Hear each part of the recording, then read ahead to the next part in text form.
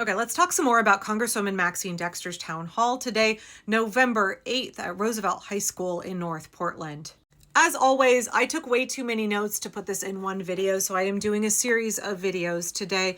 I already put out one talking about concerns around Chuck Schumer and Senate Democrats, the government shutdown, SNAP benefits, and a potential ACA subsidy compromise. So go watch that if you haven't seen it already. And then I want to talk through the other questions that were put forward by constituents in this town hall. But let me just say here, as I was getting ready to go to this meeting, it's all the way across town from where I live. It was like a 25-minute drive. As I was part way there, I got a series of texts that came through. I had my phone read them out to me, letting me know that ICE was in my neighborhood. In particular, they were at a low-income apartment complex where a lot of immigrant kids who go to Park Rose schools happen to live. I also have friends who live in that apartment complex. And folks were messaging me like, hey, can you get over there?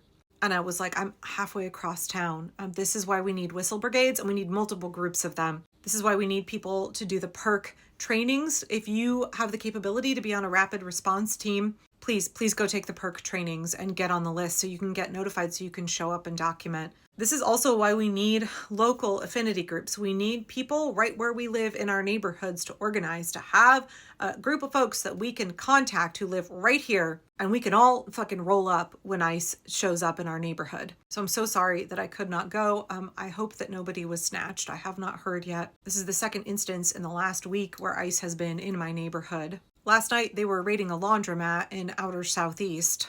We need more protected people who are willing to step up and help look out for our immigrants. We need mass mobilization of Portlanders, and I'm so grateful to see that that's happening. This town hall was at Roosevelt High School.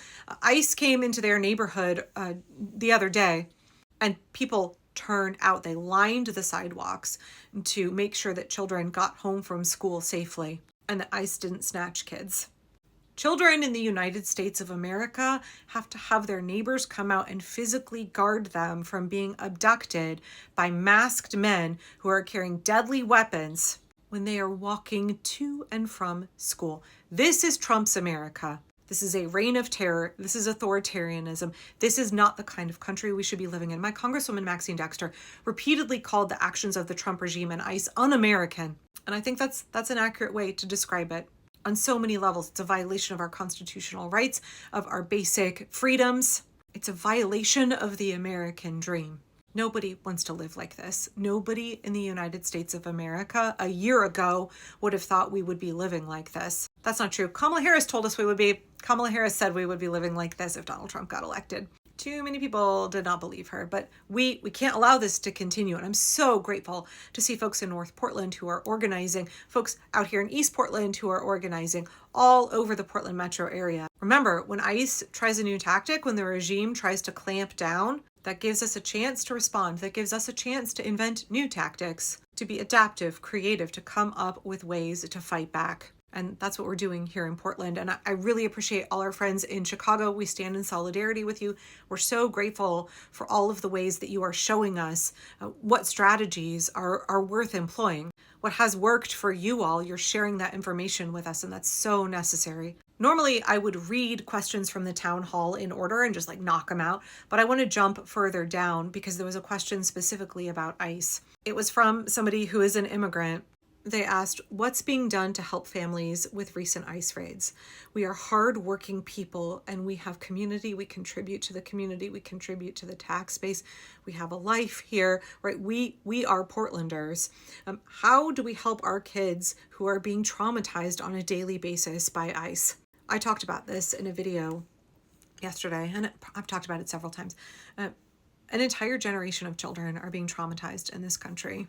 We do not in any way adequately understand the full implications, the full ramifications of what ICE is doing right now. An entire generation of children are being traumatized needlessly, so that some sad men who feel real insecure in their own lives and are steeped in racism and who are hoping to make a quick buck, brutalizing people living out their fatal live action role play. And so that some billionaires can grift so that Donald Trump can have his malignant malignant narcissism indulged, we are traumatizing an entire generation of children. Okay, sorry, I'll get off my soapbox and I'll read Maxine's answer here. So she said, you are being terrorized. You are being traumatized and targeted. The people of our community do not feel safe. The government is not following the law. They're taking whoever looks brown and whoever speaks another language. She spoke about this mother, Jackie, and I want to cover her story in more detail. I mentioned it briefly a couple of months ago. Earlier this year, a mom who is here on asylum and has a work permit was snatched along with her 4 American citizen children. They were stuffed in a detention facility where there was no window for weeks. And Maxine worked tirelessly to get that family released. I think for a lot of us, if you have a congresswoman or a congressman who actually cares about representation, please don't forget that they are a resource. If your neighbor, if your loved one has been snatched by ICE and stuffed into a detention facility, particularly if you know that they have legal status, they are here on asylum, they have a work permit, they are an American citizen, there is a lot that your representative can do to get that person freed. If you live in the Portland metro area, if Maxine is your congresswoman, I promise you that her office wants to help. But ICE had detained those 4 children, 4 American citizen children, locked in a cell with their mother, who is here on asylum. And Maxine worked to help get them free. But that is happening all over the place, right? They are taking people who are not undocumented. What they're doing to undocumented immigrants in this country is straight up wrong. It's wrong, it's cruel, it's terrible. It's a whole litany of human rights violations. But they're trying to move the needle, right? They're successfully working on moving the needle to make it seem like they can snatch anybody who's brown.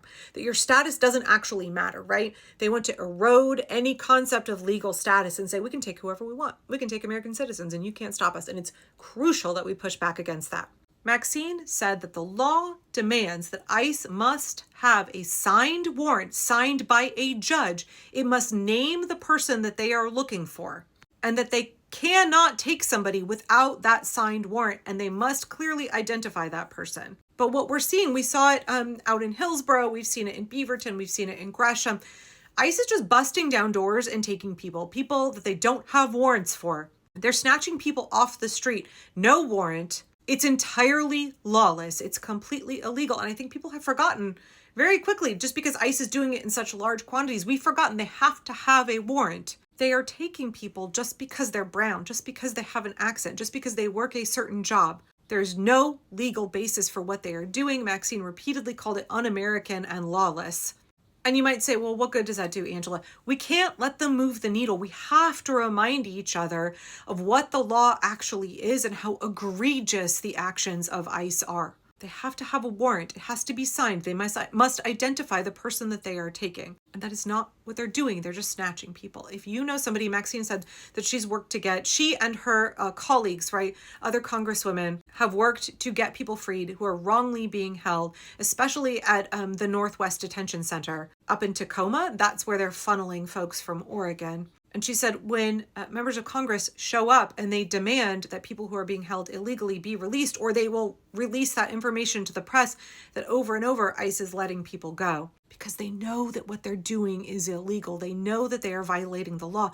But if nobody pushes back, if we don't push back, if we don't push our elected representatives to push back, right? If Maxine were not doing what she's doing, and same with a number of her constituents, I think Suzanne Bonamici also has been working to help folks in Washington. This is what our members of Congress need to be doing, physically going and advocating and getting people freed. Every act of resistance, every single person who is freed from unlawful detention at places like NWDC. If you want to read about the conditions at that facility, I wouldn't want anybody to be stuck in there. But this is what is happening right now. So I appreciate our elected representatives who are willing to do their job and advocate for immigrants and fight for immigrants and fight against injustice. And I think it's good for all of us to remember what the law is and the ways that ICE is egregiously violating it, and not to let their behavior become normalized. We must organize to protect our communities. We must form whistle brigades. We need to flank the sidewalks and make sure that kids get to school safely. We've got to feed each other. People are going hungry. When immigrants have a loved one who is snatched, we have to make sure that we are helping those folks get their rent paid so they don't get evicted if their breadwinner has been taken. This is all part of mutual aid, which is a key component of effective resistance against fascism. We have to take care of each other. We have to continue to organize. We have to continue to push forward. We have the momentum. We must not be deterred, and we must keep going forward.